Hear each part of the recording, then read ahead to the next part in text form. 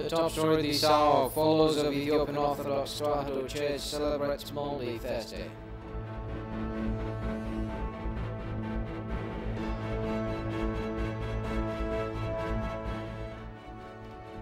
And Foreign Affairs State Minister Elon Hussein updated ambassadors of Asian countries on current issues.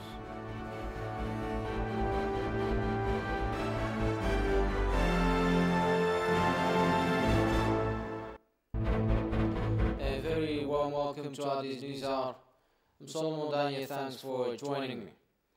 Faithful of the Ethiopian Orthodox Church performed different kinds of religious practices throughout the last week of their rigorous fasting season, called the Holy Week or Samona Hamamat, before the actual Easter holiday. Maundy Thursday is one of the important days of the week in which the clergy and the faithful perform feet washing to commemorate Jesus Christ's institution of the Eucharist during the Last Supper. With more on this story.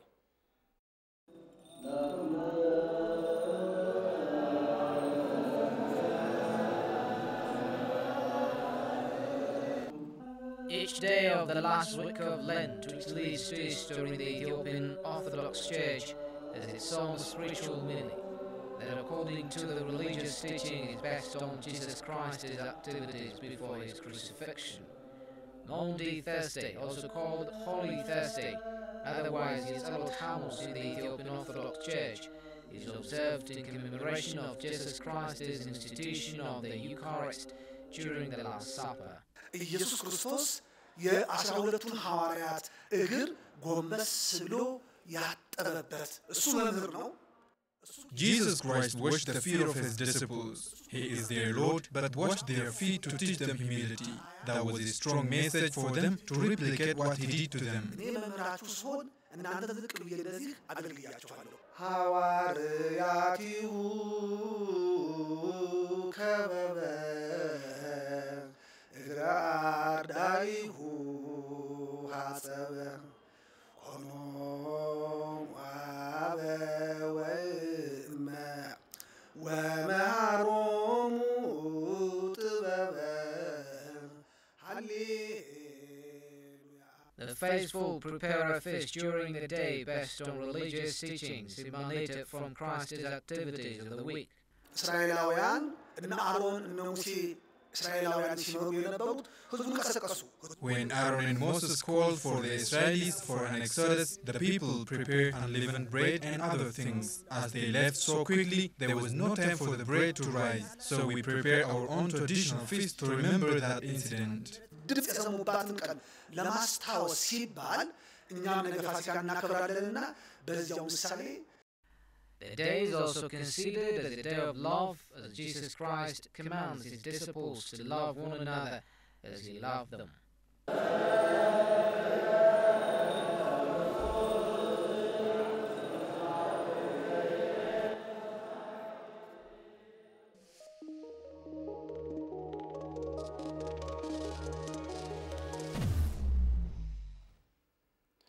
An Ethiopian water resource expert says Ethiopia's filling of the $5 billion dam in the upcoming summer is in the best interest of Egypt. Talking to TV, the scholar said Ethiopia should go ahead with filling the dam as scheduled, as doing so is a favorable hydraulic condition. The attempts by Egypt and the Sudan to pressure Ethiopia into signing the 1959 colonial agreement is nothing but a blatant violation of the principle of equitable share of the Nile waters. Gushmalis reports.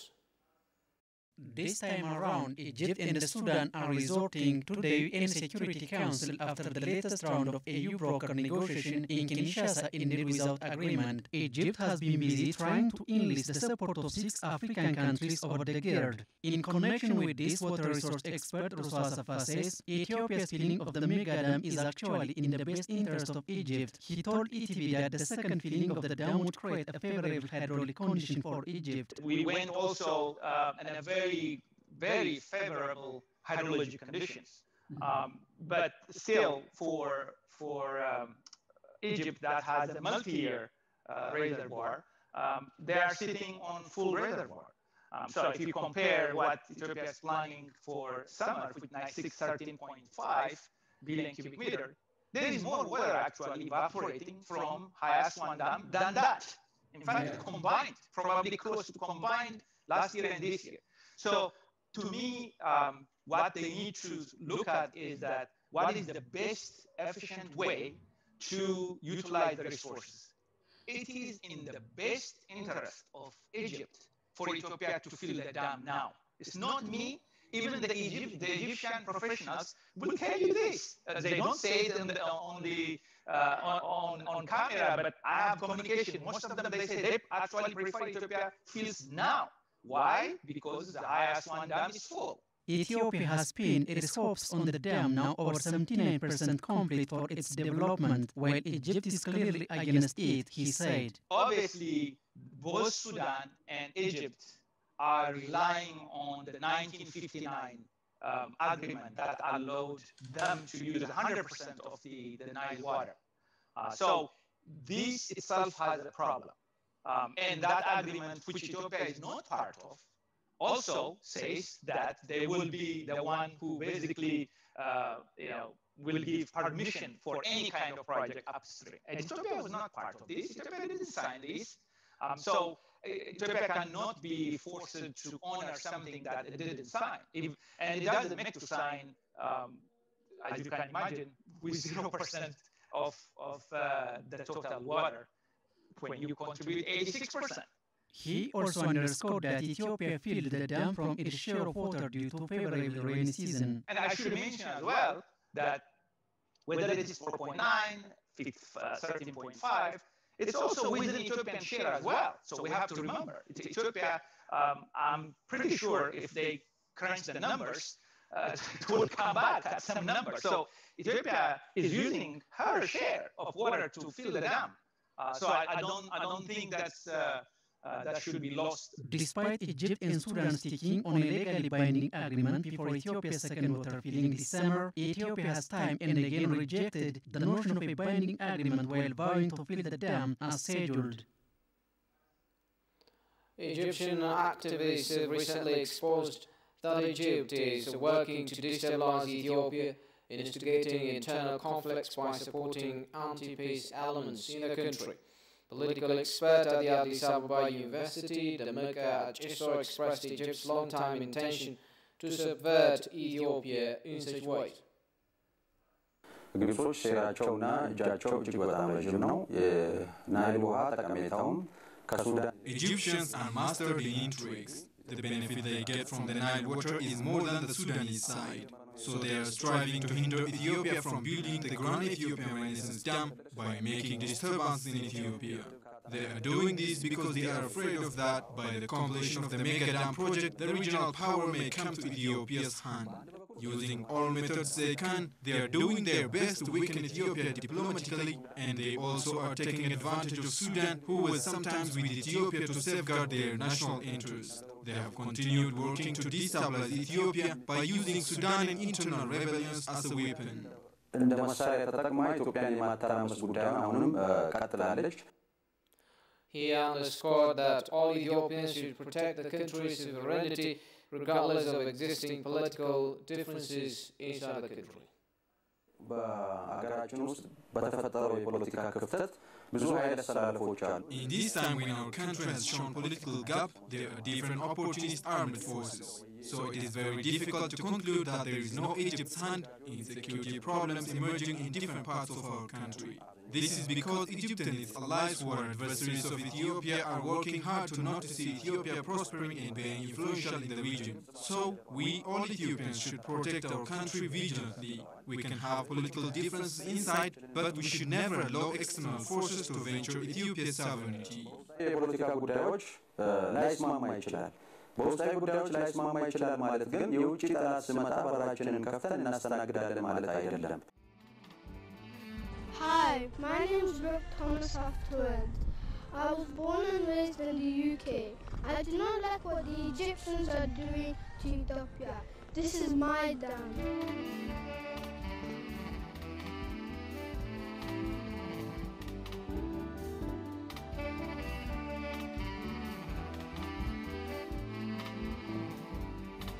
It's my dam. It's my dam. Itu ya dia. It's my dam. It's my dam. It's my dam. It's my dam. In the Bible. It is my dam. It is my dam. It's my dam.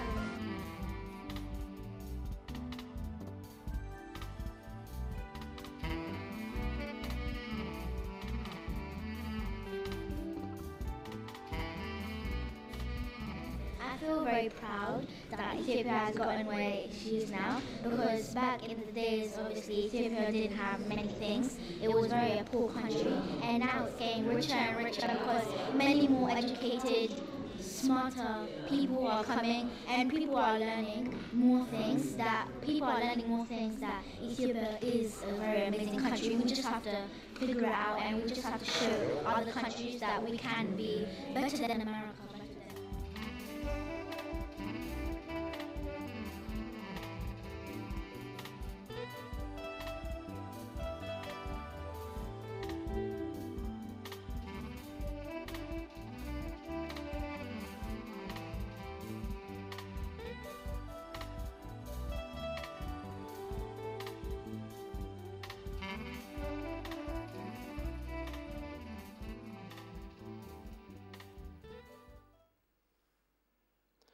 This is Addis News Hour.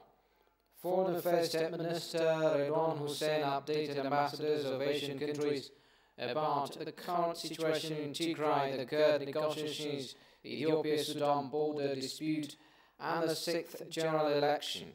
Redwan said lots of progress has been registered with regard to the delivery of humanitarian aid in Tigray, but some challenges remain to be dealt with to ensure lasting peace.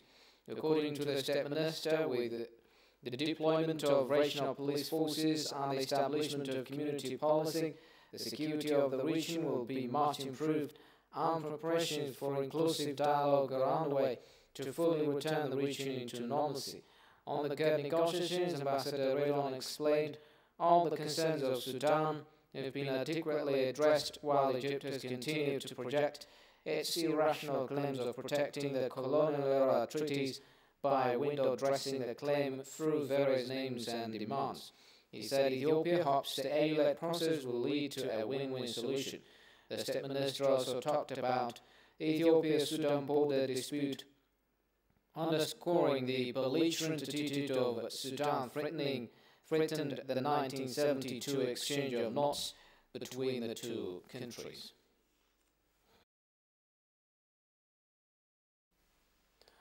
Commissioner of the National Disaster Risk Management Commission, Matuku Kasa, said humanitarian aid center has been established in Mekelle City to speed up delivery towards districts. Addressing a webinar organized by Chatham House Africa program in partnership with UK Centre for International Policy Studies, Commissioner Matuku said the government has managed to access 4.5 million people in need in Tigray with food and non-food assistance following the law enforcement operation. According to the Commissioner, more than 3.7 billion has been spent for the humanitarian assistance in Tigray, of which 70% was covered by the Ethiopian government, whereas the rest 30% comes from donors. The Commissioner also announced that the commencement of the second round humanitarian assistance with a view to reach 2.7 million people in need in the region. He briefed the participants of the webinar that federal government, in collaboration with Tigray Health Bureau, has been delivering healthcare services using mobile clinics established in districts and distributing medical supplies donated by the Ministry of Health to the areas.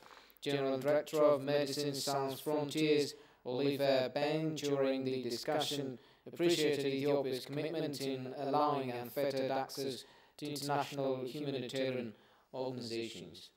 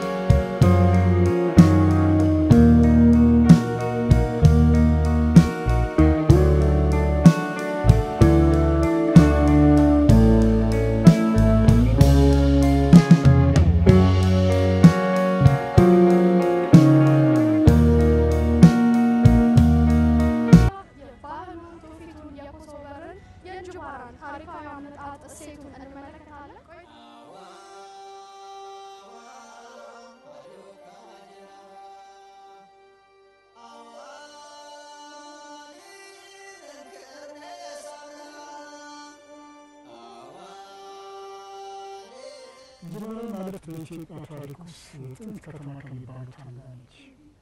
እንዲሁ ዝባላ ማለት ሳይሆን ረጅም ዘመን ያስቆጠረች ከጎንደር ነገሥታት ጀምሮ የተመሰረተች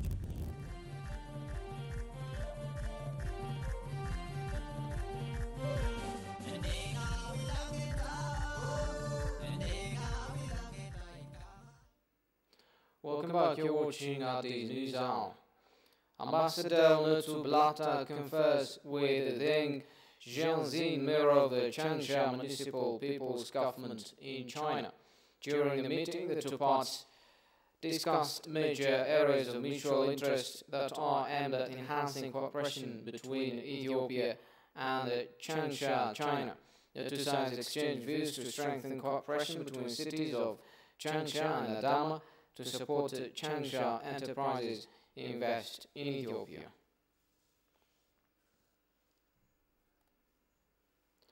Chinese-funded Luban Technical Workshop launched in Addis Ababa to promote vocational education in Ethiopia.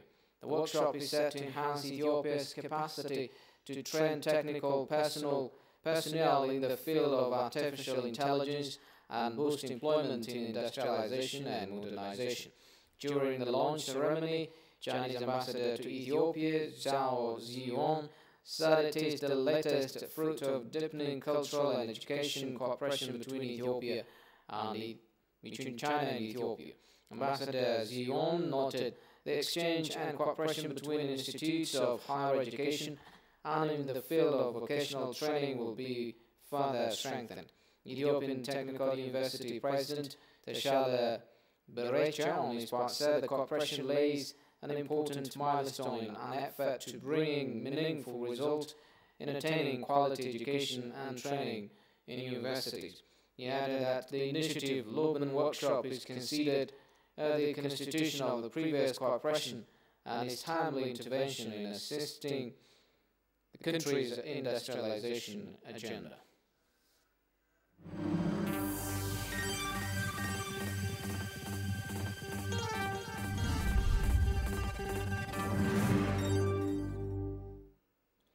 Prime Minister Abiy Ahmed says his government is working to ensure favorable atmosphere for the upcoming general elections. The Prime Minister underscored that no government will come to power in Ethiopia either through negotiation or transition other than a democratic elections. To this end, the Prime Minister called citizens, competing political parties and government actors to work together in a high sense of responsibility. The Prime Minister also calls for peaceful election and urged citizens to have due considerations before casting their vote to any political party.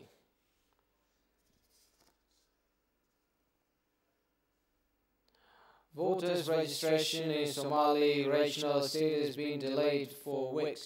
Of late, the registration begins in the region's capital, Jigjiga, and residents are taking voters' registration's ID.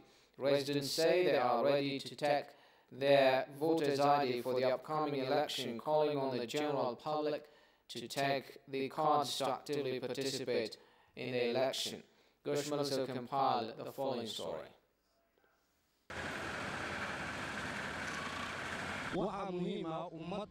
Without any fear and embarrassment, the society is expected to elect any party freely in the upcoming 6th general election. To realize this, our community should take voters' ID using the extended time as a good opportunity.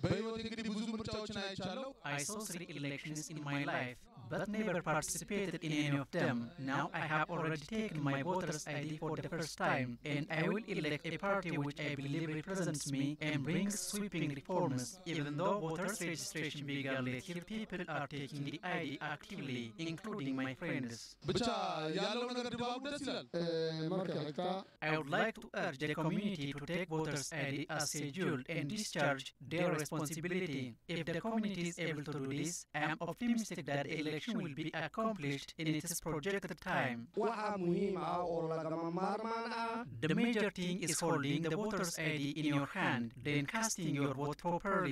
After the reform, there is a better freedom in our region, and we have nothing to fear.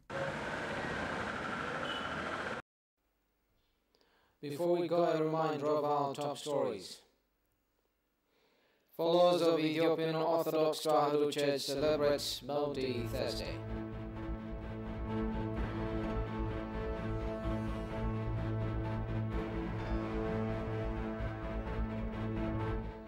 Our Foreign Affairs State Minister Redwan Hussein updated ambassadors of Asian countries on current issues.